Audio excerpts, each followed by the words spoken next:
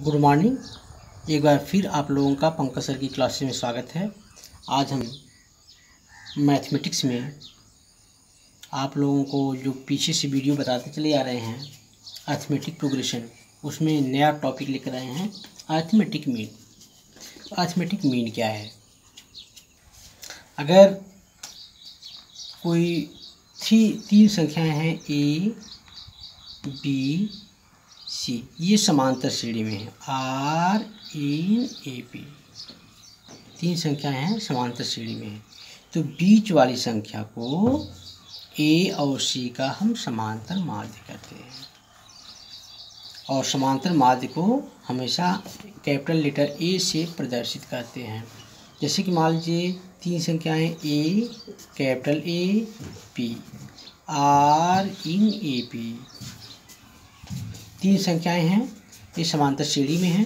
समांतर श्रेणी में है इसका मतलब ये होता है कि ए कैपिटल ए में से स्मॉल ए माइनस करेंगे तो वही आएगा जो बी में से कैपिटल ए को माइनस करने पर।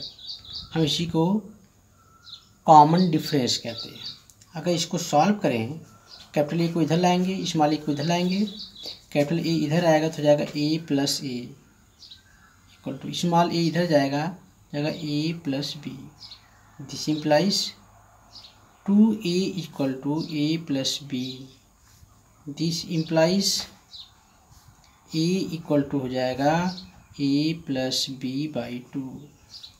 इससे ये स्पष्ट है दो संख्याएं हैं a और b, इनके बीच का समांतर माध्य क्या होता है? दोनों संख्याओं के योगफल का आधा होता है। दो संख्याएं हैं a और b, उनका समांतर माध्य उन दोनों संख्याओं के योगफल का आधा होता है। एग्जाम्पल जैसे है 5 और 9, दो संख्याएं हैं, इनके बीच का समांतर माध्य ज्ञात करना है।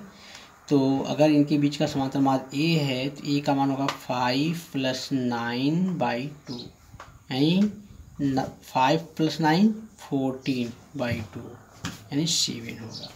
अगर हम 7 को बीच में इंसर्ट कर दें तो बनेगा 5 7 9। ये देखिए समांतर श्रेणी में, क्योंकि 5 में 2 ऐड करेंगे 7 होगा, 7 में 2 ऐड करेंगे 9 होगा। इस प्रकार से दो संख्याओं के बीच में हम लोग समांतर माध्य ज्ञात कर सकते हैं। दो संख्याओं का समांतर माध्य उन दोनों संख्याओं के योगफल का आधा होता है। इसे इंग्लिश के कैपिटल लेटर ए से प्रदर्शित करते हैं। अब अगर दो संख्याएं हैं ए और बी, उनके बीच में एन समांतर माध्य इंसर्ट करना है। दो संख्याएं हैं, मान लीजिए ए और बी, इनके बीच में हमें एन समांतर मध्यपद ज्ञात करना है, यानी उनके बीच में एन संख्याओं को रख दें तो सभी संख्याएं समांतर श्रेणी होंगी। तो कैसे ज्ञात करते हैं, प्रोसेस देखते हैं। माना दो संख्याओं के बीच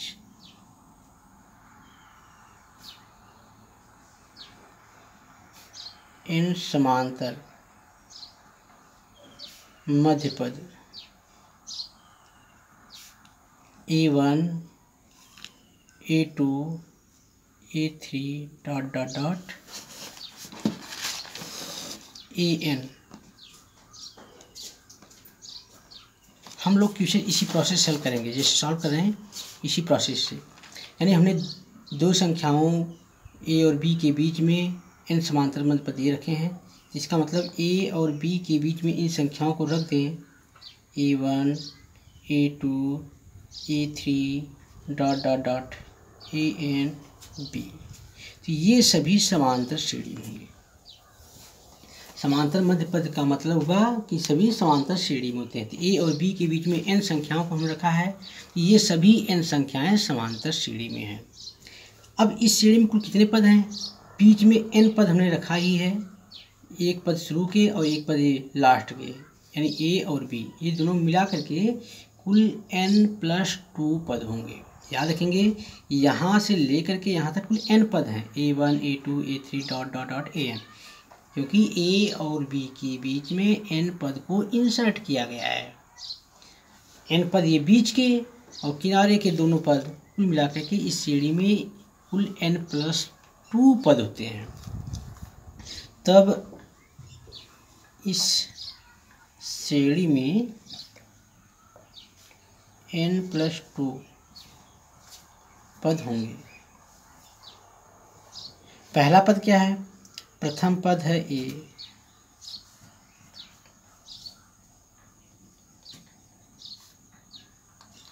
और n+2वां पद b है। तो हम लोग n+2वां पद का फार्मूला निकाल सकते हैं और फार्मूला निकाल करके इसका मान निकाल लेंगे। तो चलिए हम जानते हैं nवां पद का फार्मूला होता है a plus n-1 into d. A यानी प्रथम पद प्लस पदों की संख्या -1 इंटू कॉमन डिफरेंस। तो यहाँ पर पदों की संख्या n+2 है, यानी n+2वां पद जाएगा b equal to a plus पदों की संख्या हमारे पास n+2 है, -1 कर देंगे क्योंकि पदों की संख्या -1, n के स्थान पे हमारा n+2 है, तो n+2 -1 into d. This implies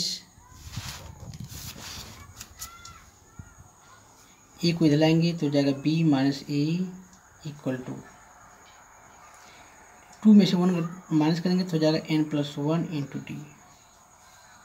this implies d equal to हो जाएगा b माइनस ए अपॉन n+1। इस प्रकार से डी का मान निकल गया। तो a1 का मान निकालेंगे। a1 का मान कैसे निकालेंगे? श्रेणी है ये a1 a2, यानी a1 कैसे मिलेगा? a में हम d को ऐड करेंगे तो a1 मिलेगा, a1 में d को ऐड करेंगे तो a2 मिलेगा, a2 में d को ऐड करेंगे तो a3 मिलेगा। इस तरह से a1 को निकालने के लिए a में हम d को ऐड करेंगे, यानी हो जाएगा a plus b minus A by n+1। a2 कैसे निकालेंगे? a2 का मान होगा a+2d। कैसे निकालेंगे? a+2 ब्रैकेट में b माइनस ए अपॉन n+1। इसी तरह से a3 a4 सभी संख्याओं को हम लोग फाइंड कर सकते हैं। चलिए हम लोग क्वेश्चन कैसे सॉल्व करते हैं, एक क्वेश्चन लेके चलते हैं। हमारा क्वेश्चन है 5 और 8 के बीच 14 समांतर मध्य पद ज्ञात करना। तो क्वेश्चन कैसे सॉल्व करेंगे? हम लिखेंगे माना 5 और 8 के बीच 14 समांतर मध्य पद a1 a2 ... a14। तो क्या हो जाएगा? यानी 5 के बीच में सबको रख देंगे a1 a2 a3 ... a14 8। अब देखते हैं बीच में 14 पदे हैं, 5 और 8 मिला के कुल 14 2 16 पद होंगे। इस श्रेणी में ये R इन ए पी हो जाएगा, R इन ए पी, यानी ये समांतर श्रेणी में, क्योंकि समांतर मध्य पद ज्ञात करना है, ये समांतर श्रेणी में होंगे। तो इस श्रेणी में कुल पदों की संख्या होगी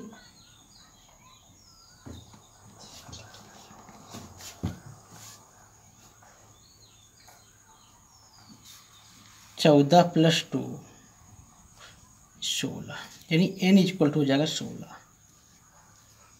प्रथम पद a का मान है 5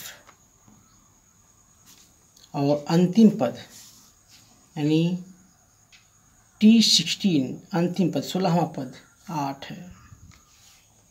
तो फार्मूले में रखेंगे Tn इक्वल टू होता है a + n-1 into D. Tn का मान है 8, a का मान है 5 प्लस n का मान है 16 - 1 इंटू डी। This implies